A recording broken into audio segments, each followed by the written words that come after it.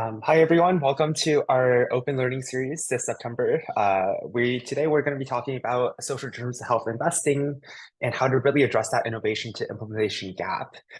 As a brief introduction, I'm Longsha. I'm the co-managing director and co-founder of SHET. I'm joined by my colleagues Julia and Ditya. And just as a brief overview, we created the design challenge to be it's really one of a kind, unique at Stanford that focuses on translating ideas to implementation inside the real world setting and also just helping democratize knowledge by having open learning series like this. And one major announcement that we want to share is after receiving a lot of emails from y'all, we are now accepting recent graduates of any US university. So if you graduate in 2024 at any time point inside that year, you're more than welcome to apply. And yeah, you can access our website and LinkedIn, and we'll be recording this session and posting on our website, but saving the last few minutes at the end of the session for Q&A that you have for our team or for John. As a quick overview of our schedule, you are here today on Friday the 6th with John Gorman. Next week, we will host Matt Lundgren, who's the Chief Data Science Officer at Microsoft, as well as Nikhil, who's LinkedIn famous now for all his thoughts in healthcare. And then the week after, we have FDA, community health mobilization, and the startup panel. And concluding it, we will have an investment partner from A16Z, as well as the former CEO of Kaiser. And applications will be due at 11:59 p.m. on Monday the 30th. We'll make decisions by the 4th of October, and then we'll do our official kickoff on the 6th, which is that Sunday. And everything will accumulate in a pitch day that we'll be doing from 9 a.m. to 12 p.m. PST on October 18th. And if you have any questions at any time point, please also just use the Q&A chat or message the host and panelists, and we'll be able to respond to your questions throughout this session. I'll pass it off to Aditya to discuss our prompt and application. Hi, how's it going, y'all? So this is Aditya. Apologies, I'm outside, so I'm going to be kind of trying to ensure that the wind doesn't mess too much with my microphone. But I wanted to really quickly reiterate, particularly for those who weren't able to make our kickoff meeting last week, what our actual prompt is, which we'll be applying to come the end of September. Apologies if there's a lot of background noise again. However, just to kind of walk through what we're looking for in terms of the ideas that we want to come out of this competition we would like to ask you to design a financially sustainable and scalable solution tailored for vulnerable populations that effectively addresses their SDOH needs to enhance engagement with healthcare and improve health outcomes. So some tips on this is that we would encourage you to consider a specific population and their needs to ensure that you're not trying to boil the ocean. You want to demonstrate values to all stakeholders, or at least one specific stakeholder that you're able to articulate a very clear and cognizant reason for, and outline the necessary steps and feasibility for implementation. Again, what we're looking for is to translate ideas into implementation and into impact for vulnerable patient populations, which may not always mean just stopping at the idea stage, that is. And so during this process, we want to consider or ask you to consider really the three pillars of healthcare, or the triple aim, affordability, access, and quality, and keeping this in mind. And if you're looking for a little bit more information and thought questions and things that might be able to guide your thinking, please feel free to check out the QR code and look at our website there. Next slide. Just to reiterate, the application, or when we're looking for some of your preliminary ideas and from which we will pick the 12 finalist teams, will be due at the end of September. The main things that we're looking for are: who are you? What is your thinking currently? And what's your ideas, where are your ideas currently sitting at, and what are their feasibility? We want to know where you're coming to us from. What have you learned over the course of the month about this issue through talking with different stakeholders, whether it's with patients or providers or policymakers and payers? What is your reason for wanting to participate in this conversation? What is your motivation? What is the impetus behind what you want to pursue? And why are you well positioned to do that? And then to share a couple of ideas with us. These do not have to be the final ideas that will be judged in mid-October, as Longsha laid out on the calendar, but these will just be to kind of see where your thinking is at this point in time and to gauge some feasibility for the steps ahead. Now, without further ado, I want to pass it off to Julia and to our wonderful speakers. Yeah, thank you, Aditya.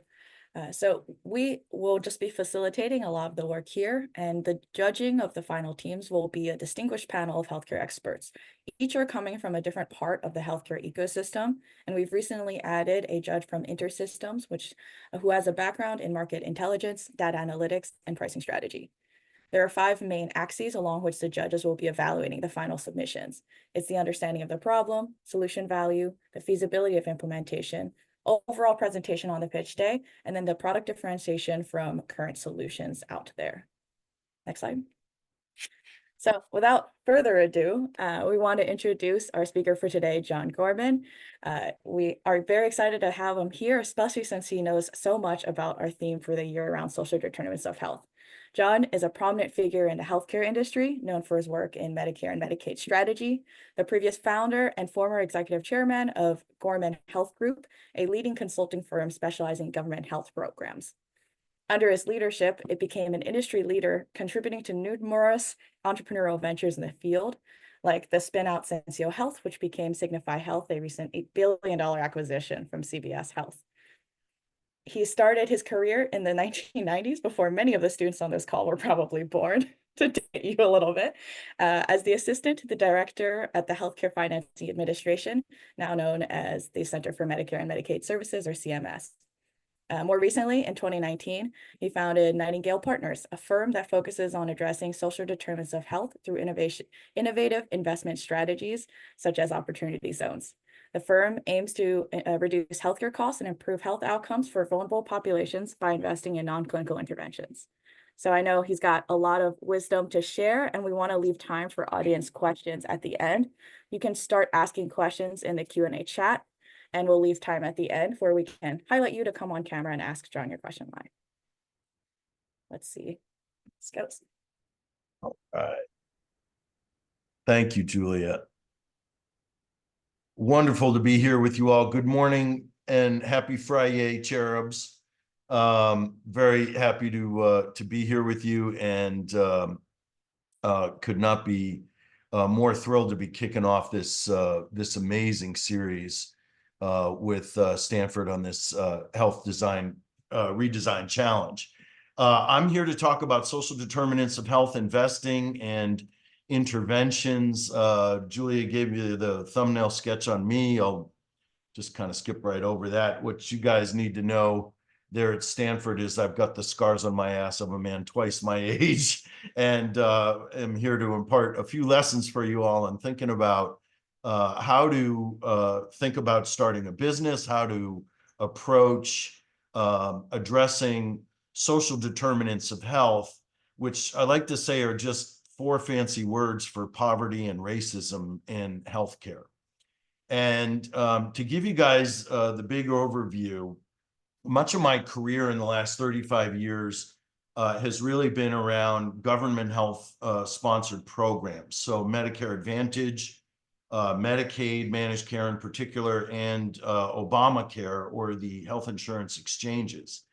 And these 3 programs really represent the sole sources of revenue growth for both insurance companies and healthcare providers. And so for those of you who are relatively new to this, just try to keep up. I'm going to go real fast here. But Medicare Advantage is the private contracting option in Medicare, the health insurance program run by the federal government for older Americans and for the disabled who are under 65. Medicaid, oh, and by the way, Medicare Advantage now represents about 54% of all Medicare beneficiaries, and it continues to grow at a staggering rate. When I was in what was then the Healthcare Financing Administration back in the Clinton administration, these programs were at about 3% of penetration in the Medicare program. And if you had told me we'd be at 54% today, 20 something years later, I would have told you you were smoking something excluded from Medicare Part D coverage. But here we are, and it's just been an amazing transformation of this program. A very similar transition and evolution has happened in Medicaid as well. Medicaid is the insurance program it's a joint venture between the federal government and states. and covers over 80 million Americans. And about 80% of all Medicaid members are enrolled in private health plans today. And the health insurance exchange, or Obamacare, is a federally funded program that in some states is administered by the states through their own exchange. Some states have opted for a federally operated exchange, which is basically just a marketplace of insurance companies that are participating. But now we've got over 20 million Americans enrolled in these subsidized plans. These folks are generally just barely ineligible for Medicaid. Most of them are working poor. And so you see many of the same healthcare challenges relative to poverty and racism in that population that you see in Medicare Advantage and in Medicaid. Now, we've had a number of major policy changes in these programs in the last couple of years. And as a result, we've seen an explosion in these types of SDOH benefits and services being made available by plans in these programs. And these types of interventions and services and benefits are really the only hope that we've got to bend the cost curve on healthcare expenditures, because as we'll see in just a moment, poverty and racism account for 60 to 80% of what we spend on healthcare in this country. And so if we want to reduce costs and make healthcare in this country more affordable for more Americans, we've got to start dealing with poverty and racism in healthcare directly. And these types of supplemental benefits and services continue to explode in Medicaid, in the exchanges, and in Medicare Advantage in 2024. And we'll go over those in just a second. So, as I mentioned, these are what are generally referred to as the social determinants or social drivers of health and population health. And as you can see, collectively, they account for 60, and for seniors especially, older Americans, up to 80% of their healthcare costs are attributable to these factors. When you look at what's happened in this last couple years, back in 2016, much to the shock of everyone, the Trump administration authorized Medicare Advantage, and in particular, some Medicaid plans could go ahead and offer benefits that are primarily health related and then later for non-medical benefit expansion, so that would, that are not necessarily directly medical, like a dental benefit or a vision benefit, but instead were like non-urgent medical transportation to doctor's appointments or to a pharmacy so you could pick up your prescriptions, or meal delivery, either for food security purposes, because we have just millions of Americans that are, literally starving every day in this country. And many of them disproportionately are seniors and or low income folks. And allowed these plans to start offering these types of benefits to their members with, as you can see here, huge impacts, both to member outcomes, to member satisfaction, to member retention, and to improving the quality of care that's provided to especially vulnerable beneficiaries, and as well as dramatically reducing the costs of their care as well.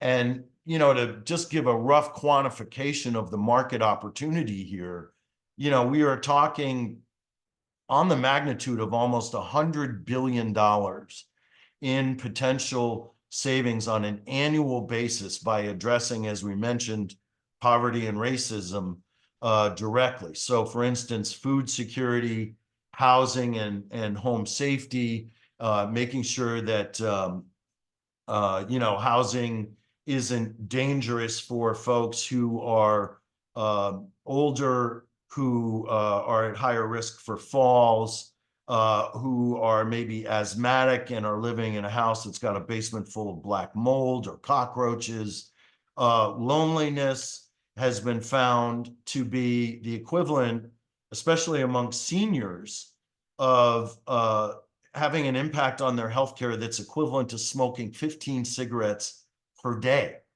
So loneliness kills, and helping to address it really does relieve costs of mental health care services, as well as inpatient admissions for depression and other mental health concerns. Community health workers are basically social workers without a license who live in the neighborhoods where the patients they are going to work with also reside. So they've got that shared lived experience. They're fixers at heart, and these are the folks that go and clear rocks from the road for vulnerable members of these insurance companies.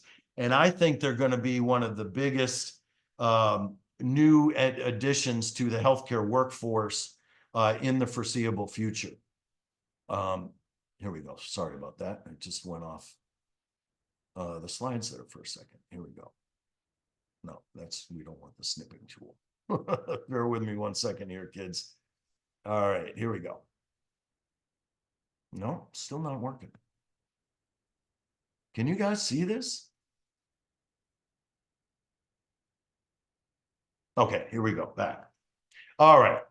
Now, this is the stuff that made me want to be a social determinants of health investor, especially this very first one that you see here. Now, back when I sold Gorman Health Group and the whole empire in 2018, I was taking a year off and worked with Geisinger on a problem that they were having. They realized that they were spending upwards of $250,000 per member per year on each of their members, their elderly members with diabetes.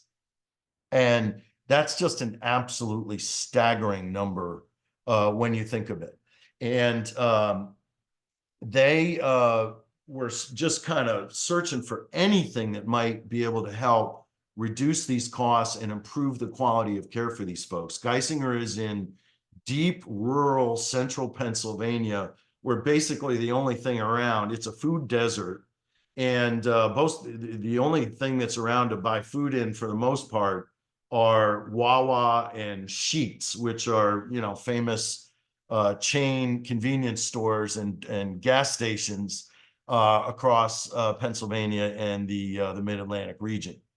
And the only thing that they hadn't tried was doing a medically appropriate meal delivery program for their older, uncontrolled diabetic members. So we started one for a pilot group of about 1,000 of them in the first year. And within 14 months, we had their average cost down to $48,000 per member per year. So net of the cost of the meal preparation and delivery to them, we saved $192,000 per patient per year. Guys, that is a 35x return on investment. And there is nothing in this world that will get you those kind of returns than interventions like you see here on this page. So I was hooked, and Nightingale was born the next day. And what we've seen now, especially in Medicare Advantage, in just this last 5 years, is an absolute explosion of these types of social health benefits to these program beneficiaries. So for instance, look at food benefits. When the programs first started in 2020, there were barely 100 insurance companies that started offering food benefits. Today, that's almost 1,500 of these plans that are doing so. One of the more innovative benefits that I've seen the plans begin to offer is pest control. Now, a lot of folks would be like, why pest control as a health-related benefit? Well, if you've ever lived in crappy housing that's full of cockroaches or mice or rats, a lot of folks would know that it's actually cockroach shit that causes asthma and exacerbates asthma. And if you've ever lived with a mouse in your house for even one night, you know what a nightmare that can be and how that can impact your sleep and impact your health. Not to mention the disease that can be spread from pests like mice and rats. So offering a simple pest control benefit, especially to an asthmatic and a house full of cockroaches, is a really innovative and impactful benefit. And so what we've seen in just this last 5 years is a 7x increase in the number of plans offering these types of benefits, and we expect that to continue for the foreseeable future. And for those plans that serve the most vulnerable beneficiaries, which we call special needs plans, and these are health insurers that can enroll lower income older Americans. They can enroll Medicare beneficiaries with specific chronic diseases like cardiovascular or kidney disease. And they can enroll folks who are eligible for admission to a nursing home and try to keep those folks healthy at home and in community-based settings instead. And so naturally, you would see greater uptake of these types of benefits among special needs plans serving these more vulnerable people. For instance, just look at transportation about 2/3 of the way down there, and you'll see how these special needs plans need to be even more responsive to the needs of these vulnerable beneficiaries going forward. So at Nightingale, we devised a very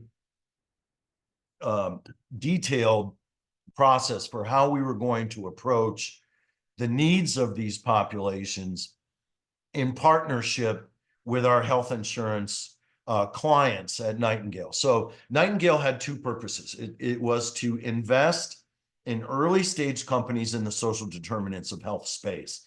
So we invested in food security and food as medicine companies. We invested in non-urgent medical transportation companies. We invested in housing for the homeless and for those who are housing insecure.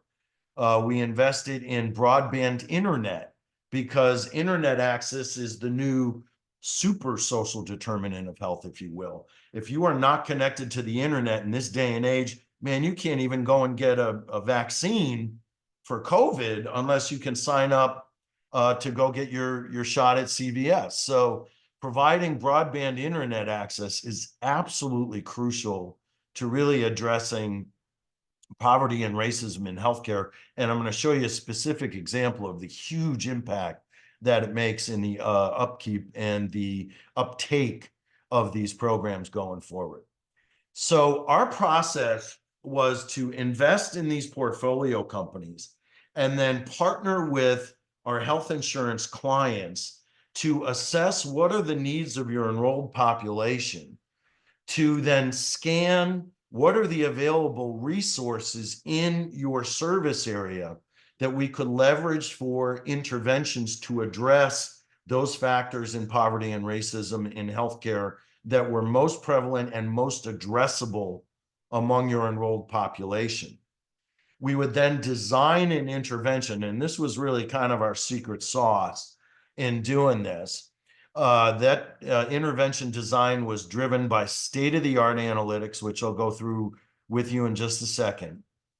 We would then create a new business in the service area of our health insurance client that would serve as a platform for providing these anti-poverty and anti-racism benefits and services, and engaging local community-based organizations as well as our portfolio companies when those local community organizations couldn't necessarily meet the need. For example, we may find in phase 2 in our scan that we've got Meals on Wheels working in the service area of our health insurance client.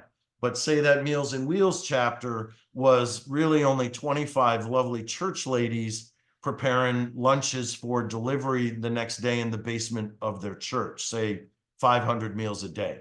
But let's say our data analytics showed that we actually need to be providing 5,000 medically appropriate meals a day. We would then go to these lovely church ladies for Meals on Wheels and say, is it possible for you to scale up to now provide 5,000 meals daily? What would be your needs in doing that?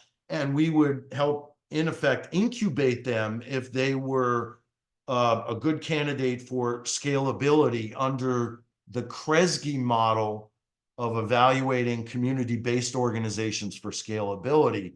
And where they weren't, we would bring in Epicure or one of our other portfolio companies to help meet the rest of the need that was outstanding. Then based on what we would see as the need, the addressable population, and the like, we would then develop a business plan for what it was going to cost us to achieve our goals, and then establish all of the infrastructure on the ground in the service area for our health insurer as a separate entity so that it would be nimble, it would be quick, it would be devoid of the bureaucracy of many of these big health insurance companies that we work with. And it would enable us to be more responsive to the needs of that community and really to carry this out in a much more efficient basis. So let me walk you through some of these steps, because I know so many of you are hungry for a little bit of guidance on how you implement programs like this as part of a business launch. So we would establish what we called a social innovation council with our insurance client to oversee the 5 steps of our process. And we would use front-end analytics to help define the addressable populations and the local community assets that could help intervene. And I'll go into all the points of that analysis in just a second. We wanted to be really rigorous about how we were analyzing the needs of this population. Now, there's a lot of folks out there doing SDOH analytics. A lot of them are looking at the basics. You know, we're looking at race, we're looking at ethnicity, we're looking at income. We were looking, here, let me just skip to it, at 5,000 different sources of available data on these members. We would first be starting with the health plan's own data. So we're looking at medical claims, we're looking at pharmacy claims, we're looking at lab and radiology claims, we're looking at their electronic health record. But then we're also looking at all of the, say, credit agency responding data that, you know, the credit agencies have. But then we're even going further. We're looking at who checked into a homeless shelter in the last 2 years, who checked into a food bank in the last 2 years, who had a car repossessed or a home foreclosed on in the last 2 years. These are far better indicators of folks in real economic distress and who are a more addressable population where we know we're going to get the kind of results that we need for these types of interventions to be self-sustaining. We're then doing that scan on the ground, as I mentioned, for all the possible delivery options for these targeted interventions and populations. We're then going to profile those high potential locations. This is called hot spotting.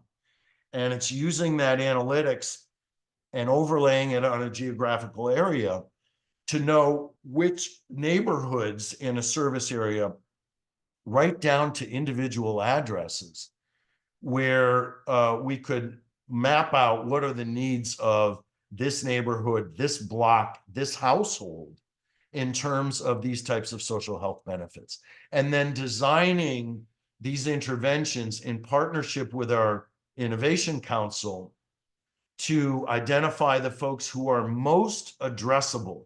We don't want to necessarily look at everybody, but we want to address the folks who are most addressable and that we know we're going to have the greatest impact on.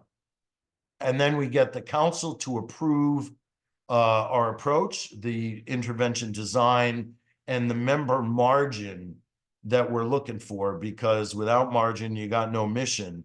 These programs have to save enough in healthcare expenditures for them to be self-sustaining going forward. So those are the data sources I showed and mentioned earlier. And then this is what hotspotting looks like, guys, right down to the very local level, the county, right down to the neighborhood, the household, and really helping us develop an individual member profile of the folks that we were targeting. This is what makes for successful interventions, is you cannot know enough about your addressable population before you jump in, okay?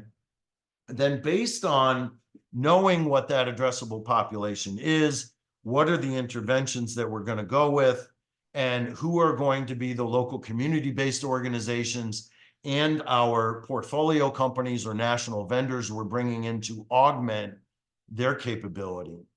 We are then designing a business plan for this new co, and then identifying all those CBOs that are going to help us, and then contracting with our portfolio companies and other vendors who are going to finish out meeting the need here, resulting in a 3-year business plan with a market grade prospectus and a launch readiness checklist that's got to be exhaustive, because that's what we're going to go to market with, and that's our plan going forward. So the structure that we would use was really pretty unique, and one that worked very well for us in over a dozen interventions like this.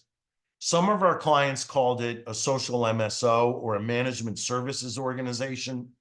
Some of them called it a social health center of excellence. It doesn't matter. Whatever it is, it's a new co that we're dropping into the client service area. And here's one of our hooks.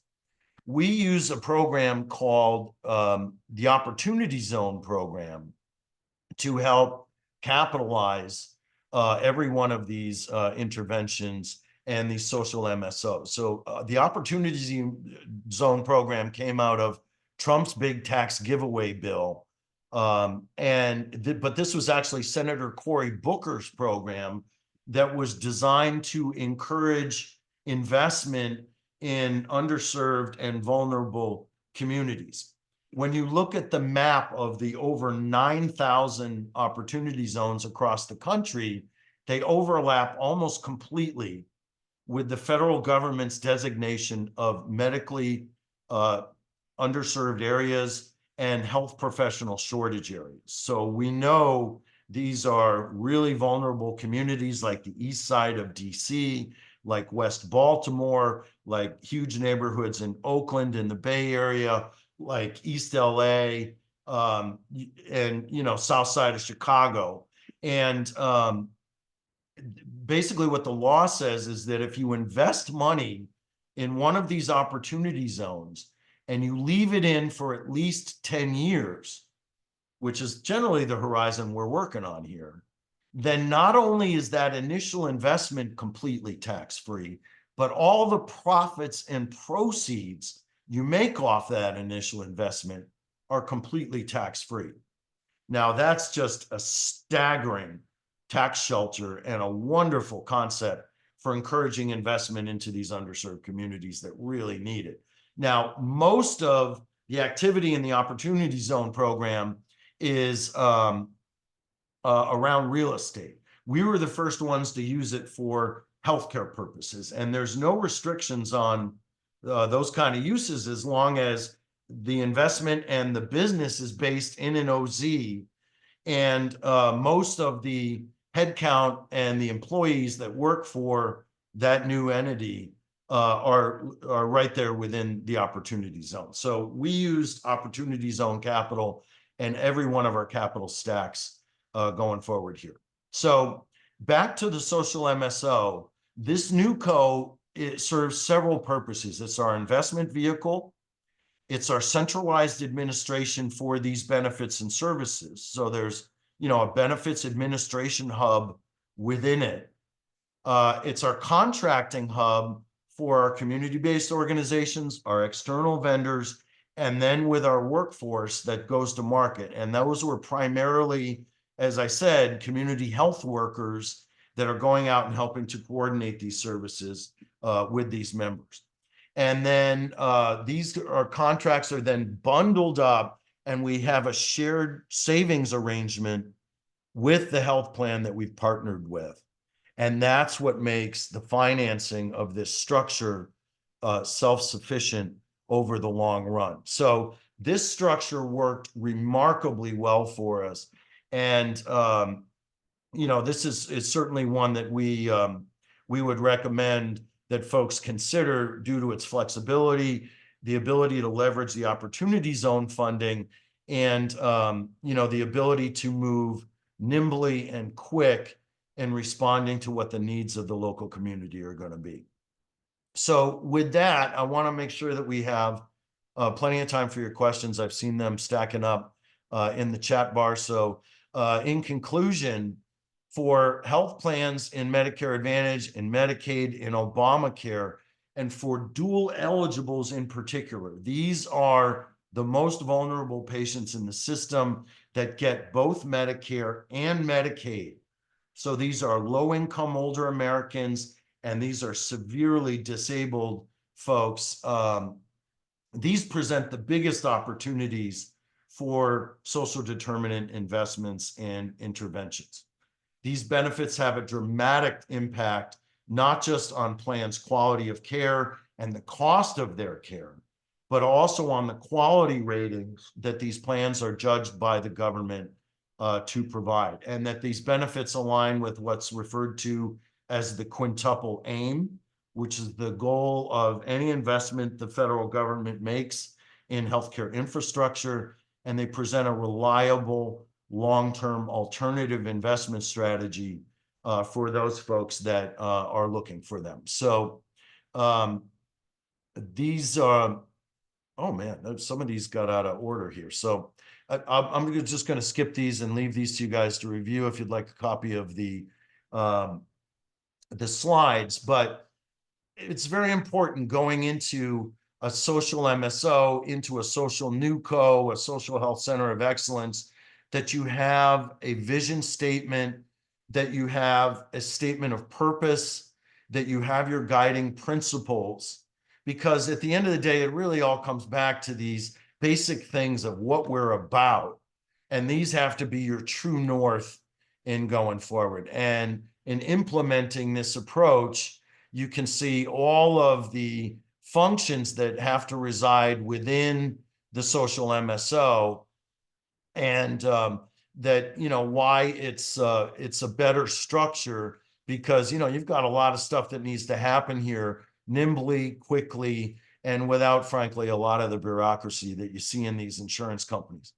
Now, let me just give you just the last bit here, which is the financial model. And this is just a back of the envelope on one of the projects that we did, but this was a diabetes intervention where we had 5,000 people that we were trying to intervene with. And as you see in the middle grid here, out of those 5,000, we were able to reach a whole lot more of the folks that oh man, the sharing here is really causing me fits here. Sorry about this, guys. I keep trying to click on the slide itself, and it's not, man.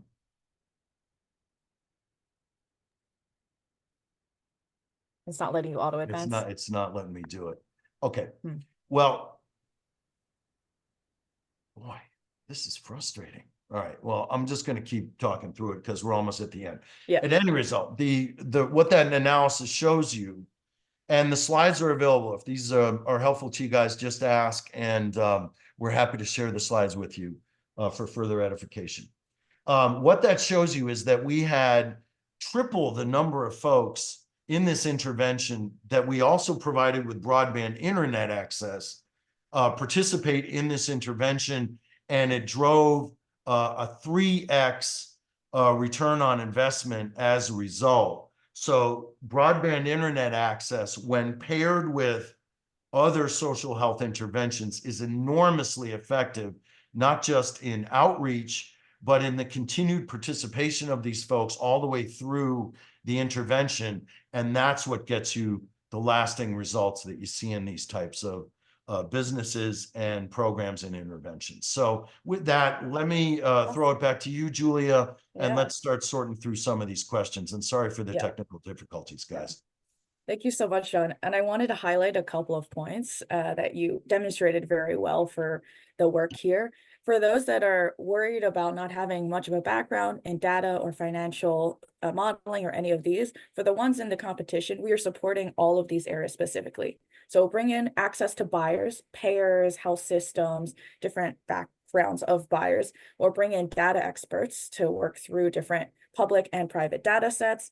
And we'll also have speakers around financial modeling as well as financial storytelling. So those are all components of a great pitch, and also really important in being able to translate this social MSO approach into clinical decision makers and buyers that need to understand how these interventions that are non-clinical end up in their P&L and their bottom line. Really, one of the reasons I love working with you guys most, Julia, is the backup and the support that you give to the folks who participate in this program. It's essential. Because this is kind of intimidating how detailed these slides are for a absolutely quick challenge, but that's part of this development process. And I think it starts off showing what a good example looks like. So I'm going to ask a few of these questions for the people that can't unmute, and then we'll let some people go on spotlight. So Simone asks, are you planning any shifts in your approach depending on the outcome of this year's election? Project 2025 is a real concern, particularly for government programs. Yeah, that's a wonderful question. Obviously, there's going to be huge impact on healthcare programs based on which way this election goes. Interestingly, I don't think it will have a whole lot of effect on the programs that we're talking about. If Trump wins this thing, which, and I'll be honest with you guys, I do not see that happening. I see this is going to be another blue wave election. And I think Kamala is going to win this thing pretty handily. But having said that, if Trump wins, aside from fleeing to Canada or Portugal, I don't see that there's going to be a huge impact for the stuff that we're doing around social determinants, if for no other reason that the SDOH authorization came from Trump in his last term. So I don't think there's going to be a whole lot of change here. If there would be from a Trump election, it would be probably a pretty dramatic impact on Medicaid and the folks that are going to be eligible for the program. I think we'll see a lot of the expansion gains that were made in Obamacare potentially get repealed, depending on what happens in Congress and the congressional elections as well. So, but I think net probably not a whole lot of impact, and that this is probably going to be a pretty much stay the course election for at least the stuff that we're talking about here. Another key point that John brought up earlier is around SDOH being hyper-local, and so policy context matters. So one of the next speakers will be Sebastian Jairaj, who's had experience with both HHS and FDA, as well as early stage startup founders that have leveraged policy interventions in designing their business model. So there'll be different views on how this matters, but in general, skate to where the puck is going. If the trend line starts, like investment in supplemental benefits for Medicare Advantage, it will continue. So that's a trend we've seen over and over again. The next question is from Ishwari. In addition to the insurer, who else is on the council? I think this was in reference to an earlier slide. That's a wonderful question. Well, yeah, obviously the insurer is very prominently represented on the council, but then, you know, we also have, you've got to hear the voice of the community and the folks that you're seeking to address. So, you know, in a lot of these, we tried to take a page out of the playbook of the community health centers or the federally qualified health centers. We actually like to have beneficiaries of these programs on the council, so we get a little shared experience, lived experience perspective on these councils, as well as some of the local community-based organizations will serve on the council as well. So we really try to make it representative and a council that's there to really guide us and make sure that we're successful in meeting the needs of the community, which as we said, hyper local and can change from year to year. And so it's important to have that voice of the consumer involved in the council going forward. That's great. I think the next one is going to be Tony unmuting, but in general, this collaboration across stakeholders, once again, for people and applications, calling out specifically who you think is involved in your intervention would be a helpful note to show that you've done some discovery around it. Yeah. Cool. On to you, Tony. No, thank you. Thanks, John, for this great presentation. Can you hear me? Yeah, I can hear you fine, Tony. And John, long-time fan, first-time caller. So Thanks, man. I just had one question. So I saw that you had several sources of data there, right? I'm assuming you're collecting this from various sources. So is this publicly available data, or is this you get by way of your relationships, or how does Everything is publicly available, except the claims data, obviously, from the insurer. That's obviously protected health information under HIPAA. And so our analytics partner has to be completely HIPAA secure and SOC 2 certified in order to get that data. We only saw de-identified data in a lot of the work that we did, but where it needed to be member specific, it was limited only to those of us who are directly involved in the intervention planning.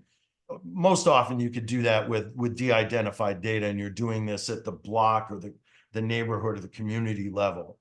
But aside from that, all of the data that I mentioned is publicly available through credit reporting agencies, and then local government and other sources. But we were looking, as I said, at about 5,000 different sources of this data to really give us the most robust picture of the health of a community. Sure. Thank you. Thanks. Sure.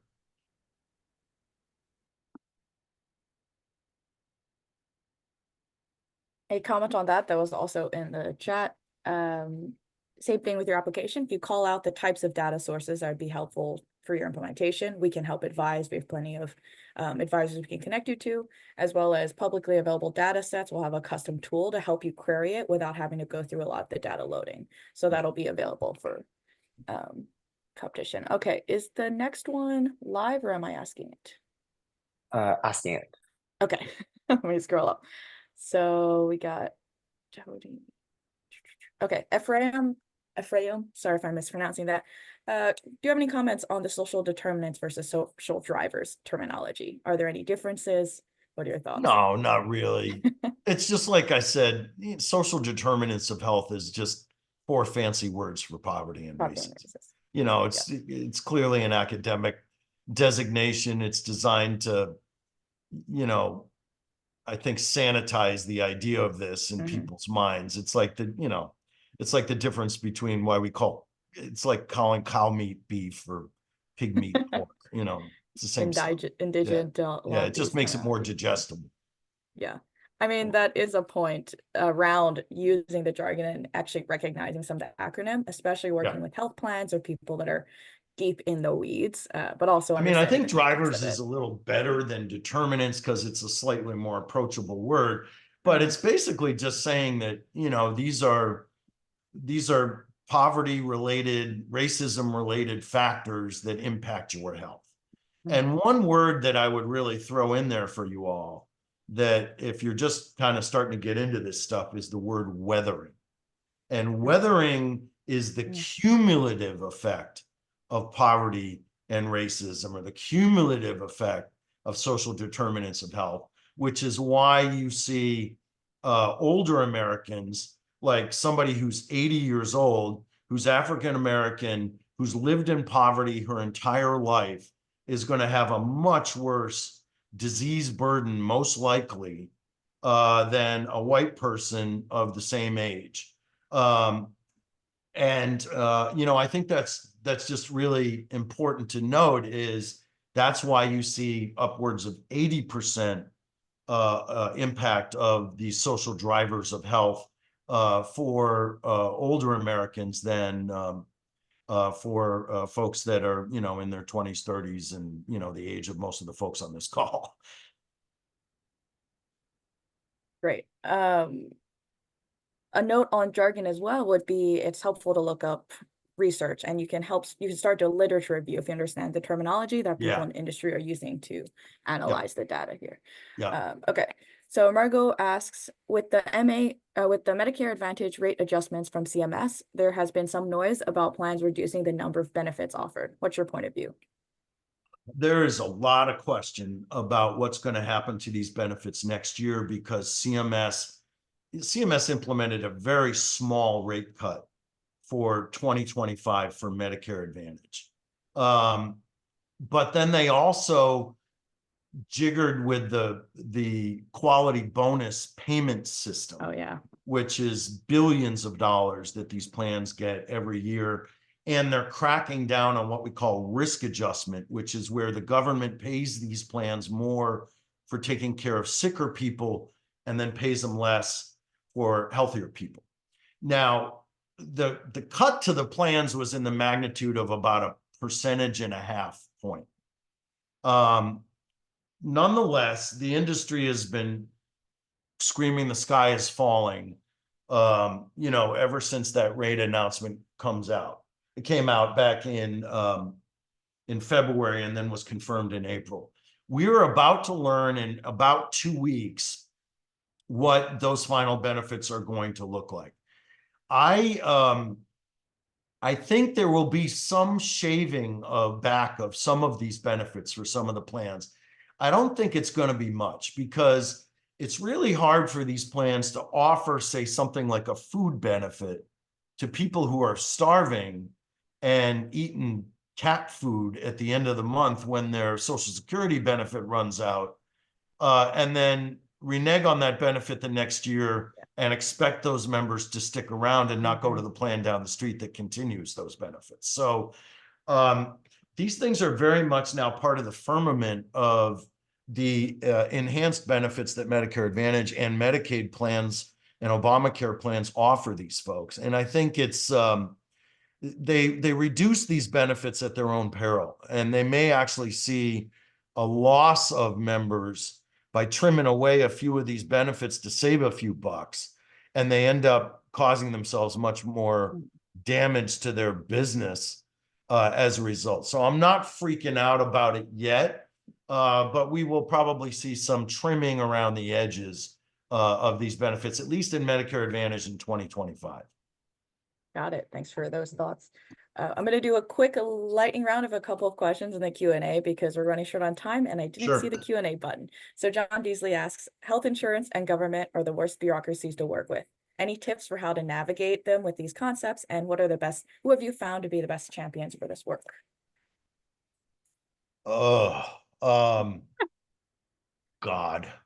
I mean, the folks who really move mountains in terms of the information on this stuff.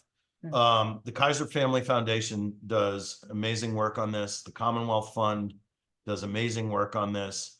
The Robert Wood Johnson Foundation, the Kresge Foundation, they all do great. The California Healthcare Foundation, they all do great work in terms of providing information and advocacy on these issues. But short of that, it's tough, man. I mean, there is no National Association of Poor People like there is an AARP, for instance. So, it really does fall on us and folks who are natural advocates for seniors and lower income folks to really have to come in and weigh in on this. So it's tough, getting uphill progress on this. It kind of feels like Sisyphus pushing the boulder up the hill from year over year. That is a great lead into Erica's question on what is the demographic of the companies working in this space. I'm concerned that people are making money and underrepresented organizations are only involved in the community outreach, not in the revenue generating opportunities. Oh, no, I don't see that at all. A lot of these community-based organizations that we work with are, as you would expect, nonprofits. But a lot of them are owned and operated by people of color who live right in these communities that we're working in. And I got to say, one of the things I'm most proud about at Nightingale is the representation of diverse founders among our portfolio companies. Most of them are folks that are either African-American, Latino-American, Asian-American, We've got a couple of LGBTQ founders in there. I mean, we always put very high priority on this kind of stuff because this representation does matter. And I'm not in the business of making lots of otherwise rich white people richer.